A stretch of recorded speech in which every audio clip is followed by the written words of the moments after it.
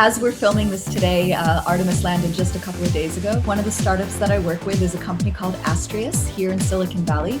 We make luxury dark chocolate truffles that are stuffed with adaptogens and nootropics and a little bit of caffeine in this particular version. We had originally designed these for astronauts because space food sucks, but what we're finally able to talk about is that our chocolates also run Artemis II.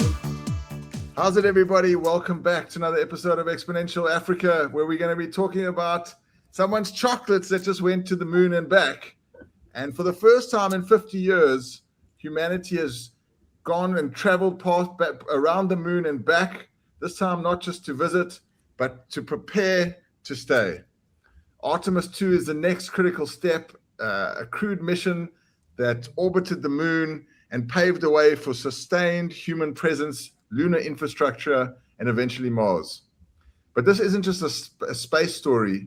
It's about science, geopolitics, innovation, and the birth of a new economy beyond Earth. To unpack it, I'm joined by Dr. Tiffany Vora, who's a scientist. She's a futurist. She's a singularity expert and one of the clearest voices translating complex science into real-world impact I've ever met. And her chocolates have gone to the moon. Tiffany, welcome to Exponential Africa. I am delighted to be here to have this conversation today. This is like, something that I know you've been discussing last year at our Singularity Summit. You were telling me all about these incredible chocolates that you've created. What does this mean to you on a personal level? So on a personal level, for me, space has always been the place where we take our biggest dreams and our hardest problems. When I was a kid, I grew up in Florida in the 1980s. I used to stand in my backyard and watch shuttles launch in Florida. That's where I was a kid. So I was always surrounded by this and inspired by it. And then when I got to my PhD program, I ended up doing 3 analog Mars simulations where I went into the desert in the United States and then into the high Canadian Arctic near the North Pole. And so I got a firsthand taste of what it's like to live in really remote, challenging environments with a very small team trying to do super hard things. And that was 20 years ago. And those types of experiences are still happening now. But what's so exciting is that today is fundamentally different than the Apollo era. It's fundamentally different than the shuttle era in the 80s. And what this is the beginning of a new era of what's hopefully going to be a sustained human presence off Earth. Space isn't somewhere we go, space is somewhere we work. And that's what we're at the very beginning of today. I love it because we've been to the moon before. Mm-hmm. So like, as you just said, so Artemis II, it matters so much more right now because of, the sustained presence, and it's got a different intent to the Apollo mission. That's right. The Apollo mission was, can we get there and get back as fast as possible? Oh, and by the way, beat the Soviets. Artemis is not a single nation endeavor. It's a multi-nation endeavor. It's meant to be peaceful and prosperous. And to your point, it's supposed to lay the foundation, the infrastructure building, the capability building in order to have that sustained presence. It's not just flags and footprints anymore. Unbelievable. I know South Africa actually played quite a pivotal role in Artemis II now. Absolutely. So things like ground tracking, navigation control, all of that is very, very important. And it's not peripheral to this type of mission. It's really the core of where the value accumulates. And so when I think about how South Africa or African countries more generally can contribute to this boom in space industry that we're going to be seeing, I really encourage businesses to look to see where are those value accruing opportunities. Sure, it's rockets and astronauts are sexy, but there is so much more to space just than that. And that's what we're building today. And in terms of this technology leap, what's fundamentally different about Artemis missions compared to Apollo from a technology and systems perspective? Yeah, so I think of Apollo kind of like a really tight technology stack that was meant to do one thing, which was to get humans safely to the moon and back again. We're going to quote President Kennedy. Artemis is more like a modular, expandable capability platform, if you think of it that way. So if you just think about the hardware, we've got the Orion capsule, we've got the SLS rocket, and then looking further from there, there's rovers, there's landers. You also need things, We did have a plan for an orbiting space station called the Gateway Space Station, which would be orbiting the moon. That may or may not happen. That's a very geopolitical issue right now. But the point is that it's a capability stack that's being built out, not just go and come back. How many of these parts can be reusable? How many of these infrastructures can take advantage of what's already there on the moon? That's called in situ resource utilization, instead of just bringing everything with you, which is what you did for Apollo. And I think it's really important because those capabilities that we're building now have three functions. One is to enable us to have a sustained and thriving human presence on the moon. Another is for these technologies to benefit life here on Earth. And I believe very, very strongly about that. And then, of course, the third piece is looking outward even further to Mars would be the next big stop.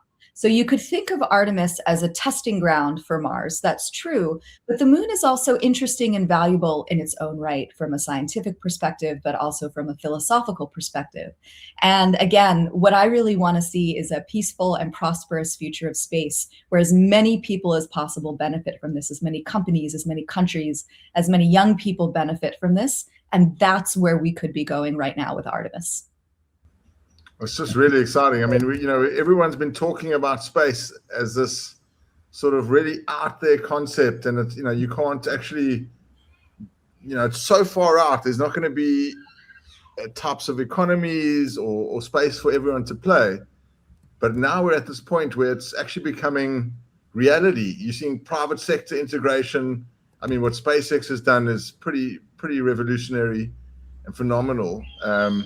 And it's just becoming more tangible for us, in our everyday lives. Absolutely. When you demonetize and democratize access to space, that makes a big difference. And to your point about SpaceX, that is something that company did really well, right? They went back to first principles and they asked, does it really need to cost what it has cost historically to go to space? And they worked the problem until the answer was no. And now you've got a whole bunch of other folks working in that space, lots of other companies. Again, rockets is just a piece of it, but of course it's a very sexy piece, so we talk about rockets. But think about what other things become possible once your lift costs, your launch costs go way down, right? You can have students putting satellites in space. You can do that for 10,000 US dollars, right? That's crazy. High school students can do this. Elementary school students can do this. It means we can be growing cancer drugs in space. That's happening. We can be looking to do a whole bunch more experiments in space. It means now you got to power a bunch of these things. So that starts opening up opportunities in clean, reusable energy, in nuclear and other types of energy things. Everything follows from being able to get to space more cheaply and easily. Think of it like the railroad boom, right? 100 years ago. Once you had a lot of railroads and could start moving things around, that's when all of these new business opportunities start opening up. And so rockets are just the beginning of this. And another big mindset shift here, or operating shift that I want to point out is, speaking of these rockets, back in the 60s and the 70s and even before that, you can think of space agencies like NASA as kind of being the whole thing, right? They were the only customer. They were building these things themselves. NASA was paying the bills. And the point was, now we are transitioning to a point where NASA's not the only customer, right? They're definitely not the only builders out there.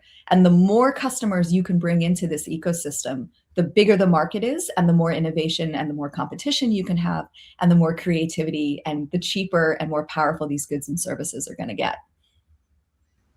So exciting. And I mean, just on a technical level, what's the difference between the Orion capsule and the Apollo capsule? Yeah, there's quite a few things. So for one thing, the Orion capsule held 4 astronauts, and the Apollo capsules, the capsule itself that launched held 3. And then, of course, you could only send 2 down to the surface for Apollo. I would think in a slightly bigger sense here, which is thinking about what the idea of Orion is. And it's getting closer towards really, truly closed loop systems where you can recycle your air, recycle your water, recycle your waste over longer time periods than, for example, the Apollo folks had to do. And again, the moon is still the same distance from Earth as it was back in the Apollo days, right? It's still 385,000 kilometers away. That takes a beam of light a bit more than a second to travel. But right, but it's far, right? But Mars is more like 400 million kilometers away, right? So that means that it can take a beam of light or a radio transmission between 3 minutes if the planets are really close together, or 22 minutes one way. So the distance you're talking about, the level up of the challenge from the moon to Mars, it's incredibly hard, right? And so how do you build this stuff using Artemis as a testing ground to be able to know, okay, we can do this for 10 days. It's 6 to 9 months one way to get to Mars, right? So you've really got to have systems that work. And then once you get there, you got to know that your habitat on Mars is going to function for 2 or 3 years, because you can't just go and come back, right? You've got to wait until the planets move around so that the distance is shorter. The moon is only 3 days away. So that is a lower stakes, but still really hard environment to do a bunch of this testing in. So that's how I think of Artemis. I think of Artemis as not a one-shot deal. Can we go? Can we get back? But how can we build off Earth for these increasingly long time periods? And again, these are the challenges that we have to solve for Mars, are the same challenges we have to solve for Earth. You need air, you need water, you need food, you need energy, you need human dynamics to work. It's all the same problems. It's just on Mars, you can't cheat, right? On our beautiful planet, on Earth, you can, if you need energy, if it gets too hard or too expensive or too politically weird, you can go chop down a tree. You can drill for oil. You can dig up coal. There are no petrochemicals on Mars. There are no trees. We know of this. I'm going to go out on a limb and say there were never dinosaurs on Mars, and so there are no petrochemicals on Mars. But you see my point, right? You have to actually solve the problem. You can't just turn to Earth's abundance when things get hard. And so I really like Mars as a forcing function, or as a lens to help us really drive innovation that'll benefit Earth. One of the things I love to do is I love to lead workshops with companies who are not space companies. And we spend a few hours or a full day going to say, okay, you don't think your company is a space company now. I think it might be in 30 years. So let's figure out, what does your business actually know how to do? What is your real capability, right? So natural gas, that's not a capability. That's a raw material, right? What does your business actually know how to do? And how will that benefit people no matter where they call home? And it's just a really exciting innovation space. No, I love that. It's like it's this new type of economy that's been created. This Right. lunar economy that's going to create the new set of jobs that we don't know exist yet. That's right. And and new types of business models, and it's just really exciting. I mean, I think there's there's a lot of talk about all these different opportunities in space, like what you were mentioning is, you're going to have people that are going to help you get there. There's going to be people that live in space that will be creating products for you. Data centers has become the big thing, creating the compute in space and then shipping it back to Earth. Right. What are some of the other examples of the lunar economy that we're going to see? Well, lunar or even further. So let's just call it the space economy, for example. You're going to need healthcare off Earth, right? You're going to need entertainment off Earth. Basically, anything you need where there are people, that's what you're going to need, right? It's not just about getting people to survive. We could already do that. We could send people to Mars today. It would suck, but they could get there and they could get back, right? That's not the point. You want it to be better than just surviving. You want people to actually thrive no matter where they are, as individuals and as communities. So look around you today, think about all of the products and services that you use today, and think about whether you would want to give those up in order to do something really, really hard, right? And the answer to that is probably no. So how do we take those innovations and those things and we get them off Earth in ways that make us able to really, really benefit life on Earth as well? So I'm really excited about all of these things. As a biologist, of course, I can see infinite capacity for biotech to be helping with this. Food, medicine, energy, materials, all kinds of things could be enabled by biology. And that's just one technology, right? There's a bajillion other ones out there that could really be making a difference. And I mean, I think in terms of space biology, like what you just mentioned. It's a crucial role in space exploration. Absolutely. How we're going to create food production, make sure it's fresh, it's got supplements. It's a really exciting space to look at. I mean, and maybe that's a great segue to your food that happened to go on Artemis II. I don't know if you want to share. Of course I want to share. So as we're filming this today, Artemis landed just a couple of days ago, 3 days ago. And it was really exciting because one of the startups that I work with is a company called Artemis here in Silicon Valley. We make luxury dark chocolate truffles that are stuffed with adaptogens and nootropics and a little bit of caffeine in this particular version to really help people optimize their cognitive and their physical performance. We had originally designed these for astronauts because space food sucks. And yet astronauts are expected to do really hard, really smart work. So we designed this. They've been on the space station. They've been on some private spaceships. But what we're finally able to talk about is that our chocolates also were on Artemis II. And so our product went around the far side of the moon. The astronauts ate them, and they were also fueling the mission control scientists and engineers who were helping support the mission for all 10 days. So as you can imagine, we are incredibly proud, incredibly excited. And we're now so happy to be able to offer these to people who want to experience kind of what that peak opportunity is like. It's not just astronauts who should get access to great health and great food. Everybody should get access to that. And that's what we've built. So exciting. I mean, it's truly remarkable, to have done something like this. And I remember you telling me about these chocolates at the summit last year in October.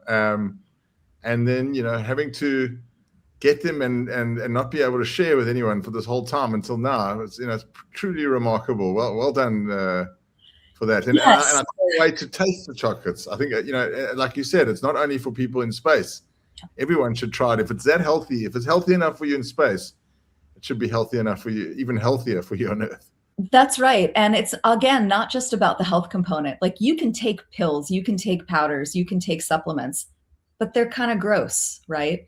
And what we wanted to say was like, no, it should actually be about pleasure and connection, because food is more than just nutrition, right? Food is cultural, food is pleasure, food is joy, food is play. Let's lean into that and make something that's honestly delightful for you as you're supporting your health. So yeah, I'm obviously very excited. Did they enjoy it? With the astronauts, did they enjoy the chocolate? We haven't gotten the official word back from them, so I shouldn't say, but I'll just nod my head. Everybody's happy. I mean, everybody's happy, right? Like, we're just so thrilled. And so now the question becomes, how do we build out the product line to be able to support different aspects of health? Like, we've got energy down. Can we do focus? Can we do sleep? Can we do relaxation? Like, there's a whole bunch of other types of product formulations that we're looking at to try to see how we can help people modulate their health in a way that is actually a delight to do. Just phenomenal. And I think that this matters to everybody on Earth, because what if you're creating this food to help you feel different, it could definitely work for us here on Earth. And yes. Why do you think leaders in businesses and even countries in Africa should care about this mission to the moon? I think you should care because this is the beginning of a new economy, new markets, new ways of working and being. And the rules for new things are set by the people and the organizations that show up. So if you want to be part of building this new future, you got to show up now, because this is when the standards are being set. This is when the rules are being made. This is when we figure out how we want to operate in this new system. You should be there to be part of building what that is. That way, plus, I mean, honestly, the early movers are going to be the ones who can benefit from the system first. So if you are looking to capture value early in this system, potentially, nothing is guaranteed, but you want to be someone at the table who's doing that. And I'd love to invite people to reach out to me directly if you're interested in doing that, or reach out to Mick, of course, because there's lots of opportunities out there. Just as a simple example, I work with a nonprofit called Explore Mars, where I'm honored to serve as the Vice President of Innovation Partnerships there. My job is to expand the set of stakeholders in the future of space so that we have more innovation, more creativity, more players around the world. And in July, we'll be hosting our yearly summit in Houston. And I'm running actually a food innovation workshop the day before. So it's all about getting community to come together and then to build outward and to bring more and more people into this future of space.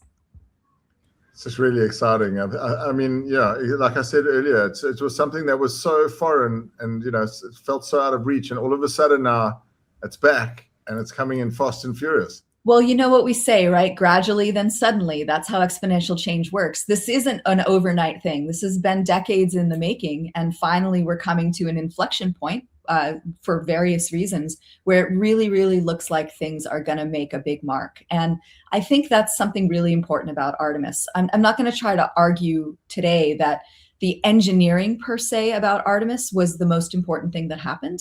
To me, the most important thing is it's a signal, right? We just sent 4 humans further than humans have ever gone before. We did it safely. They did a whole bunch of really cool science while they were up there that, you know, seen parts of the moon that people have never seen before. Like, this is a really big deal. And now we've learned a lot more about the systems and the processes that went into that. So what's the next stage? And in the background, you've got all the great commercial companies doing this. You've got the new space stuff building as well. You've got new space stations, commercial space stations that are going to be coming online in the next year and a half, right? No way. Plus, Wow. folks like Vast, and there's a Reef, there's a couple of them. And I work in this field and I'm still surprised, you know, when I meet a private space station company and they're like, oh yeah, we're going to be launching next year. I have this moment where I'm like, next year, really? And they're like, yeah. And I'm like, can I come? Like, I need to see this for myself because it's so amazing. But again, like, when it's not just one company, when it's not just one country, that's a signal to you that something bigger is happening. And that's what's happening with space right now. That's what I love about this fact that it was multiple countries and NASA doing it. Because I mean, we haven't heard much from NASA in the news. Like, I follow them on Instagram and it's pretty phenomenal what they're doing all the time. But there hasn't been a big announcement like this for That's quite right. some time. That's right. I mean, NASA historically has always been quite conservative and tried to be very responsible about the claims that they make, right? And some people think that that has led them to be too slow off the mark and to not get people as excited about this stuff as they really should be. I don't know if you've seen that wonderful television show called For All Mankind. In the United States, it's on Apple TV. It's a fantastic show. And the premise of that show is essentially, what if the Soviets had beaten America to the moon? Would NASA have been more aggressive? And if they had been, what could have been different? I have not met anybody in the space industry yet who doesn't like that show. It's so realistic. They have clearly talked to insiders. I know which character is me when I watch that show. And you recognize, you're like, oh, I know that guy. I know that guy. I know that guy. When I watch it, I'm going to see. But this is what's great about science fiction, right? Science fiction is that place where we can do this disciplined imagination and figure out what could be possible if we make different choices today. And space, now is the time to be making those choices. It's not a tomorrow problem. It's a today opportunity. Yeah. And what about your work in biology? I mean, your work bridges biology and future systems. What are going to be the biggest challenges of keeping humans alive and thriving beyond Earth? I can put it really simply. The biggest challenge is that humans evolved for life on Earth. We evolved for life conditions here on Earth. So as soon as you take us out of this context, the biology is not, it didn't spend 4 billion years evolving for it, right? So whether it's radiation, whether it's atmospheric pressure, whether it's microgravity, all of these things, which are the background of life on Earth that we never even think about, that's what our biology evolved for. And so when you're trying to keep humans alive and thriving off Earth, those are the systems that you're kind of working against. And while that is both a serious challenge, it's also an interesting opportunity, because then moving the biology to space changes these background variables that on Earth we really can't change very well. And so it exposes all kinds of new information about the way our biology works and how we could manipulate it. So for example, it turns out that a lot of the really difficult things that happen to the human body off Earth are the same things that happen to the body during aging. It's the same biological mechanisms. So if you care about longevity, you should care about space biology, because the two fields are informing each other, right? Cancer is another example, right? If we're learning about how radiation damages cells off Earth because you don't have that beautiful atmosphere protecting you, well, that teaches you something about what happens to mutations on Earth, and that's largely where cancer comes from. And so if you can fight one in one place, can you fight it in the other place as well? And so again, like, innovating for space makes life on Earth better. And that is absolutely true with biology as well. If you want to, I don't know, have a burger on Mars, I don't think you're going to take a cow with you, right? This sounds like a job for cellular agriculture to me. Or if you want to have on-demand medicine manufacture in space, because Mars is really, really far away. And by the time your medicines get there, they might not be good anymore. Plus, you don't know what you're going to need, right? 10 months in the future, 2 years in the future. So you have to be able to make it on demand. Well, if I could use a biological system to do that, this has been called an astropharmacy, where you can engineer libraries of microbes in order to express a medicine, a biologic, when you need it. And then you put those little biology cells to sleep and you take them to Mars, and then you wake them up when you need them.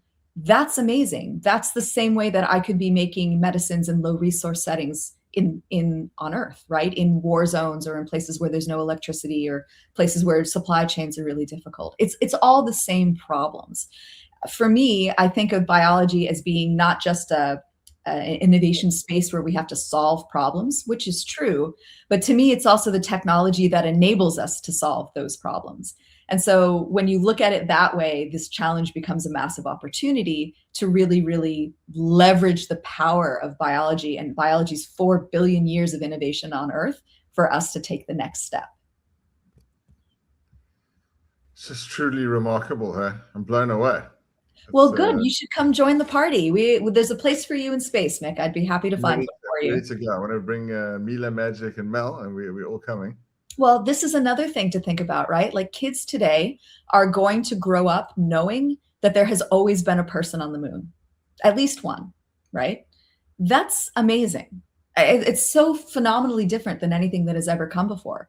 Yeah, there have been people in the space station and, in low Earth orbit for quite some time. We never think about them, even though you can literally see them if you look at the sky at the right time of day, right? But if now we're raising children knowing that humans don't only live on this precious planet, but that we also have responsibilities and opportunities in other places as well, what are the new jobs that become possible there? What could they be inventing? They're going to have jobs that we're, not going to have, but they could be doing them someplace else as well. And I think that's amazing for us as a species. Space has always been the arena where humans manage to collaborate really well. We fight over stupid stuff all the time on this planet. But when people look to the skies and decide to solve a really hard problem, that's when I think the best of humanity comes out.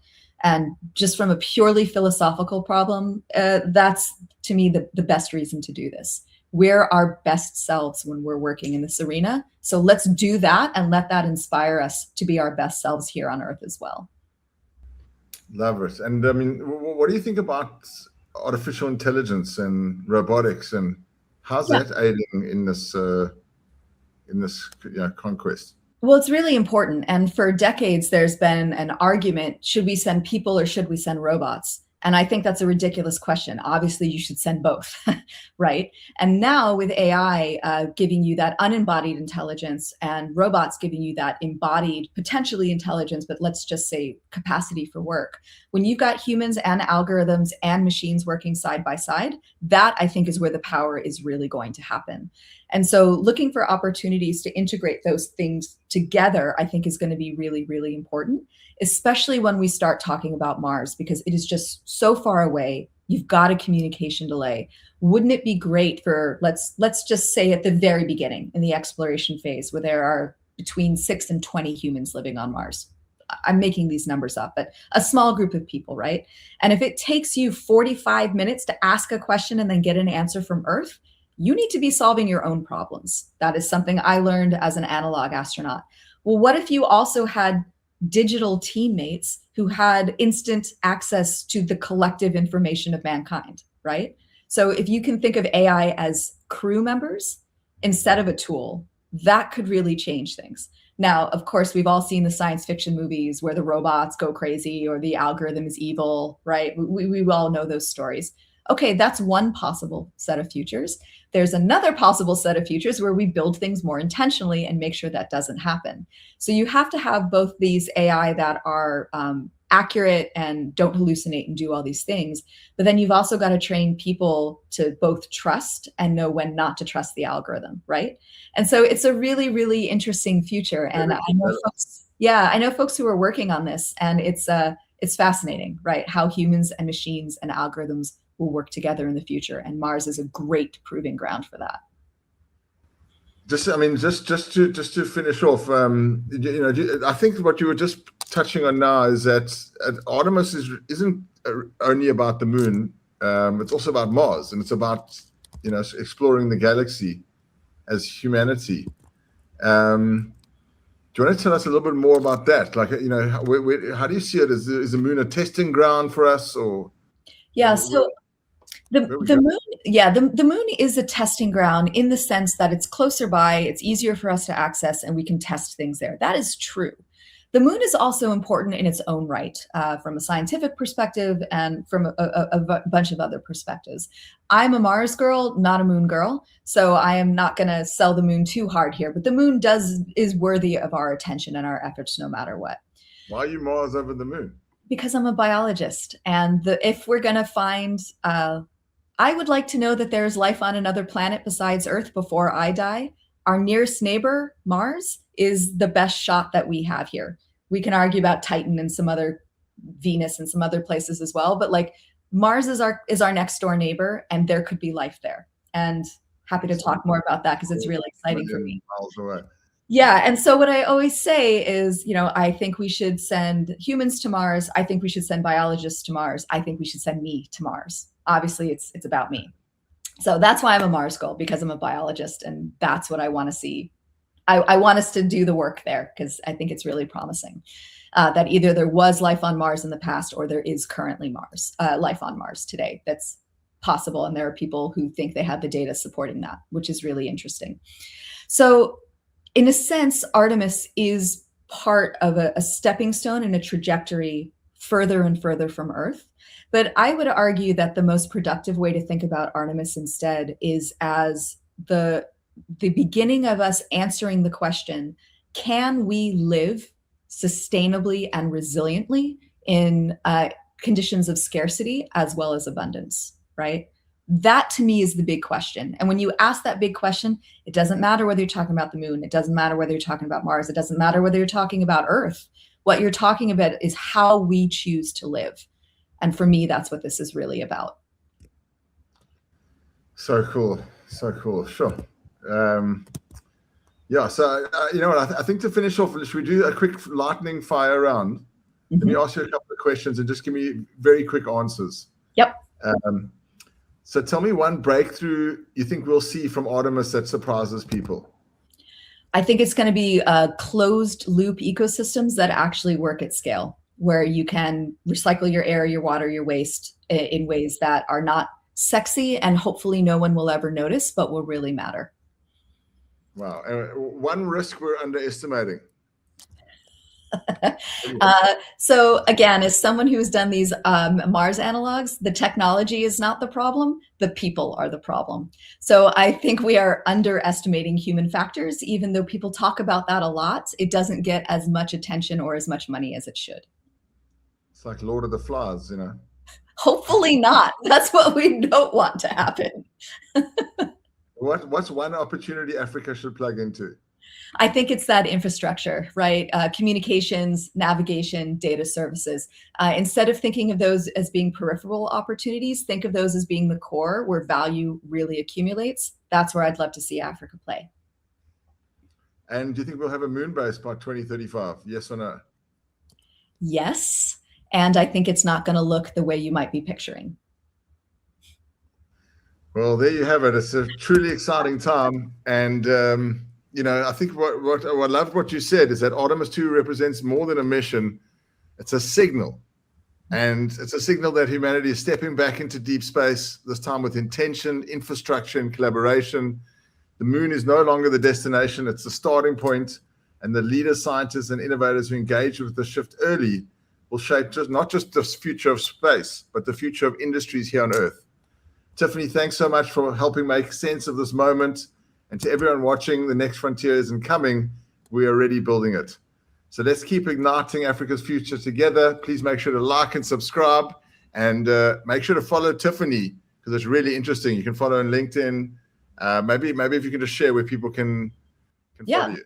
So you can find me on the socials. My handle is at Tiffany J. Vora. I've also got a Substack called Be Voracious, so you can see my work come directly to your inbox and have a great signal to noise ratio. Fantastic. Thanks so much, everybody. Catch you on the next one.